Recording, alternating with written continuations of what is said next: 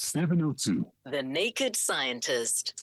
Definitely my favorite feature on the show. I think I've said this to you before, Dr. Chris Smith. Good afternoon to you and a Happy New Year. Happy New Year to you as well. And you're definitely my favourite feature so far of 2023.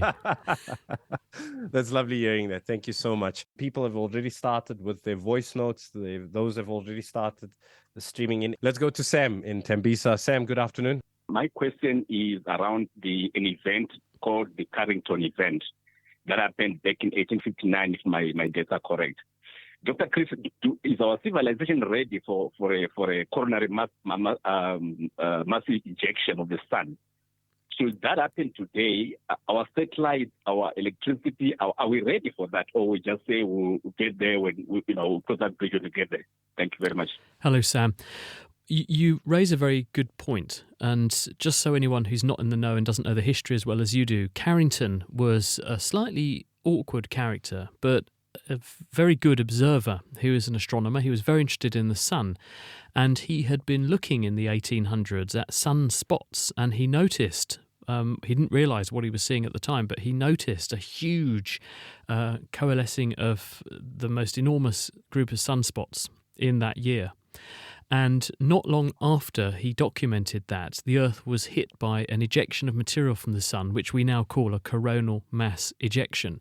And this is where we understand a lot more about how this happens now, because the sun has a magnetic field in the same way the Earth has a magnetic field.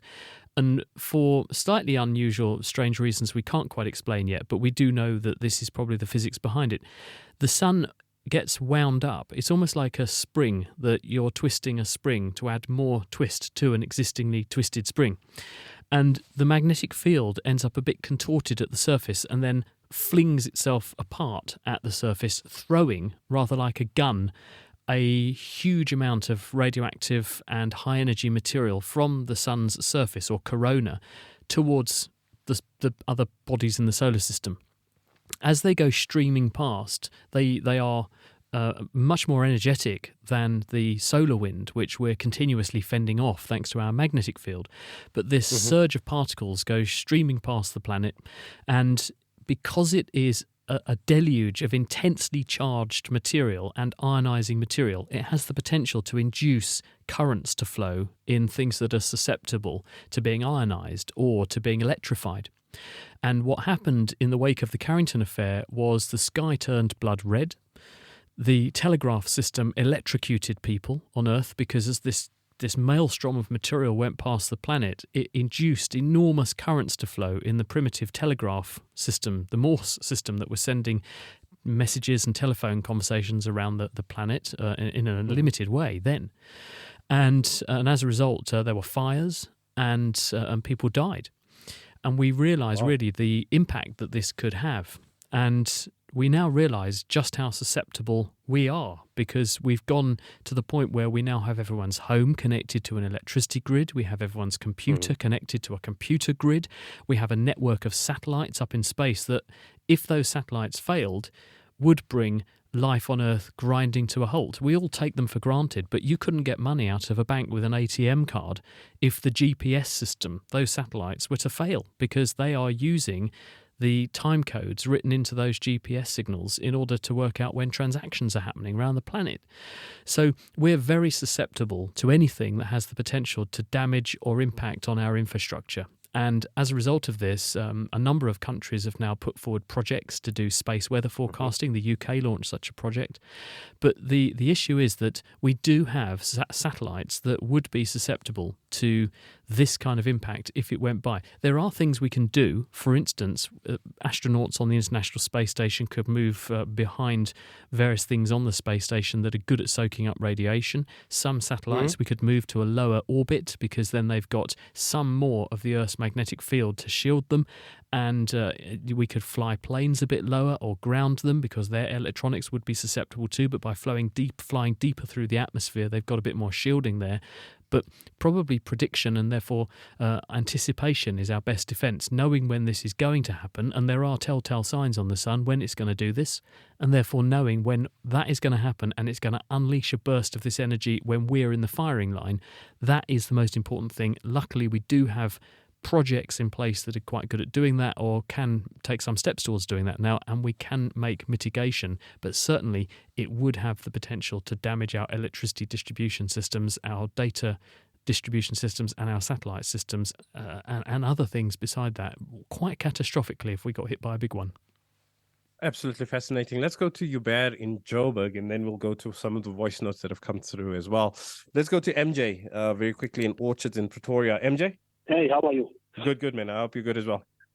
Good, man. I would like to find out from the doctor, what causes the star to move? What happens when the star moves? And I'm not talking about that shooting star that moves fast and disappears. A star moving literally like from one point and it goes for a long time. I witnessed that for the third time now. Well, when we look at the night sky and we see what we call stars, that's a slight misnomer because some of what we see in the night sky isn't a star, of course, it's a planet. And it was actually the Greeks who first noticed that there are stars in the night sky that stay where they are, and there are other stars that move around. Even during the night, they move around. And so they called those stars that were moving planets or planetes, which means wanderers, because they thought there were two different types of stars. We now know that the ones wandering around are bodies reflecting the radiation from the sun towards us as light. They're the other planets in our solar system, and because we're moving and they're moving, that's why they appear to be wandering around as the Earth rotates around. Stars which are way off across our own galaxy in the Milky Way, those relative to us are far away and in a fixed position, so they don't walk around. That's why. I wondered if you were going to mention that when you look at the night sky, you see a star appearing to twinkle. It appears to be moving a little tiny bit backwards and forwards in the sky.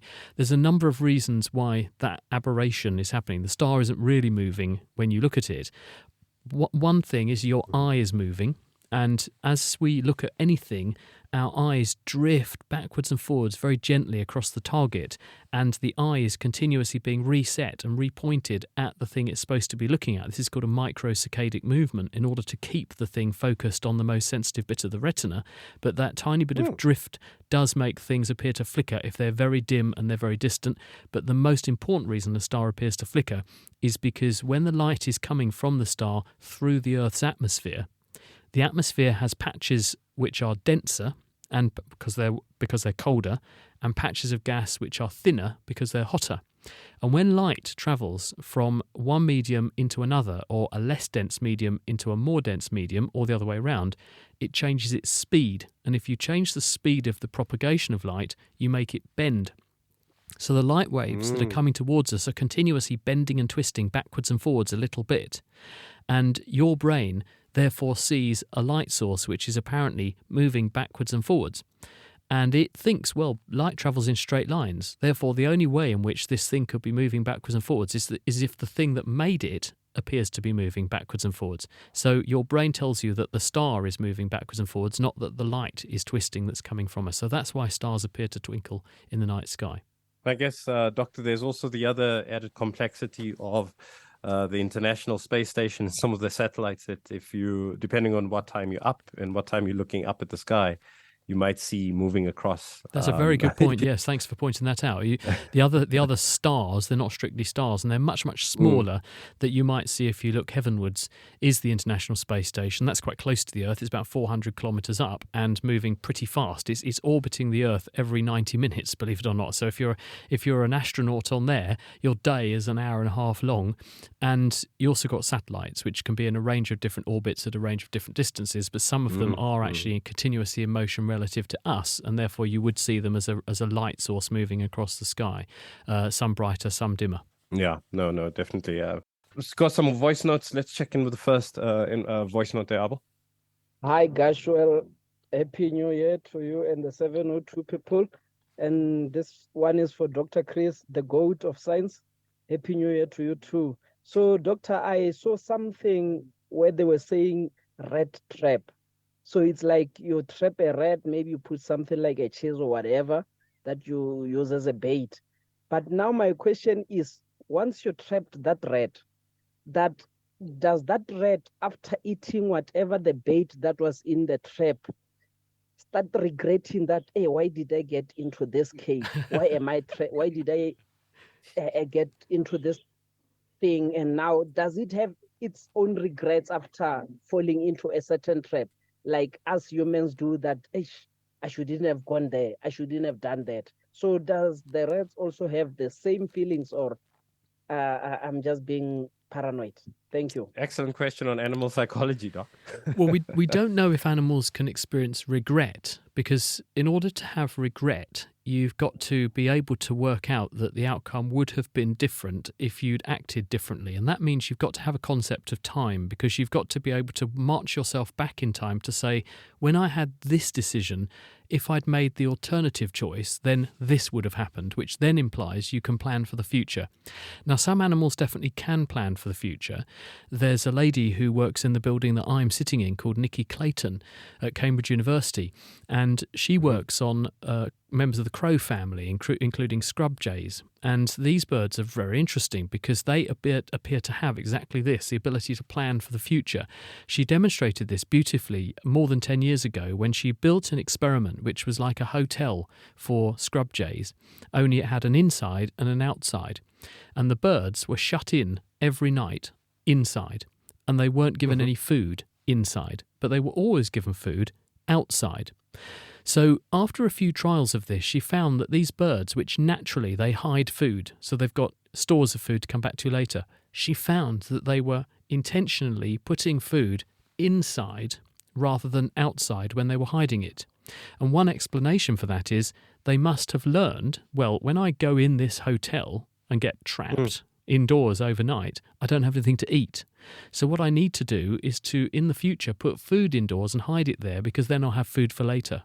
So this was evidence to Nikki that these birds were planning for the future. Perhaps they were therefore able to regret that they didn't hide more food the first time. Who knows? But certainly birds can do that, but other animals don't appear to have the same capacity. This is not universal across the animal kingdom, but what animals definitely will do, including animals like rats, is learn that when X happens, they shouldn't do Y. So they're very good at connecting a stimulus with an outcome. So if they eat something it makes them feel unwell, they won't eat that thing again. If they go somewhere and get an electric shock or a rat trap goes off near them, they won't go there again, because they know, I did X, bad outcome, and that's the way in which they avoid future danger. But can they regret? Probably not. Absolutely fascinating. Let's go to Jan in Kensington. Jan, good afternoon. Hello, good. Well, thanks very much. And thanks, Dr. Chris. You're literally a living thesaurus, aren't you? So, my question, please. It is, how can South Africa benefit from the developments in artificial intelligence as a nation now? The question concerns artificial intelligence. First of all, what is artificial intelligence? Well, artificial intelligence is the use of machines in order to comb through massive amounts of data and see connections which would be too difficult for us as humans to see. In other words, if you feed something a massive amount of information and say, I want you to spot the patterns in this, if a person tried to do that, they would never see subtle connections or relationships in the data. On the other hand, a machine could do that, and that's exactly what these clever software algorithms are capable of doing. They could look at all the molecules that are washing around in your bloodstream, and they could say, when you eat X, the following things happen to these molecules, and these changes predict that your cholesterol level is going up, and that means your risk of a heart attack is changing. And it can spot relationships like that and see markers that predict things. You can do the same thing for climate, for example. You can say, well, I want to look at all the factors that might affect climate, and you feed in all the data about all the things that are changing and all the outcomes, doing before and after comparisons, and you've got computer programs that can now go through and they can spot relationships. You can feed in, for instance, pictures of moles that might be cancerous, and the computer can learn to spot a cancerous mole better than a dermatologist can. And that was proven. There was a paper in the journal Nature a few years back where researchers trained an artificial intelligence platform using hundreds of thousands of images, in fact millions of images to start with, and then thousands of images of clinical specimens, and then the diagnosis was supplied. The computer could outperform a panel of board-certified American dermatologists. And there's nothing wrong with American dermatologists. They're pretty good at their job. So this goes to show when you begin to deploy this kind of technology at problems, you can go well beyond what the human brain is capable of. And that's why people are very excited about this, because you can push back the frontiers of research with this. And I guess that the application then can be used in many different spaces. And Correct. I guess whether it be South Africa, the UK, Timbuktu, all of us can benefit from this in some shape or form. Let's quickly go to another voice note, and then I'll see if we can squeeze in one more call. Yeah? Dr. Chris, I'd like to find out what are probiotics, and then how do they form part of our daily health, our gut health, as well as what are the biggest contribution that we get from probiotics in our body? Probiotics another good one. are the microorganisms that you can eat in your diet that will allegedly join the assemblage of microbes that are already in your gut and will help to maintain the balance of so-called good bacteria that live in your intestines. It's a fact that we're passengers in our own bodies. There are about 37 trillion cells in an adult human, and there are at least that many, if not 10 times that many bacteria in you and on you. But the proportions, populations and relative proportions of all these different species, and there are thousands of different species of microbes living on us and in us, the relative proportions are really important. You can't just have any old bacteria and say, well, there's my microbiome, that's good. The different types of microbes carry different disease risks or abilities to prevent you becoming unwell. They can even break down toxins in food to stop those toxins poisoning you. There's good evidence that people carry certain microorganisms that break down some of the nasties that plants make so that they make plants tolerable to us that we otherwise wouldn't be able to eat. So our microbiome makes a hugely valuable contribution, and probiotics are foods that contain a proportion of microbes that are supposed to be good bacteria that will join that assemblage of microbes and contribute to the balance, the correct sort of sharing of power in your microbiome, and therefore your overall good health.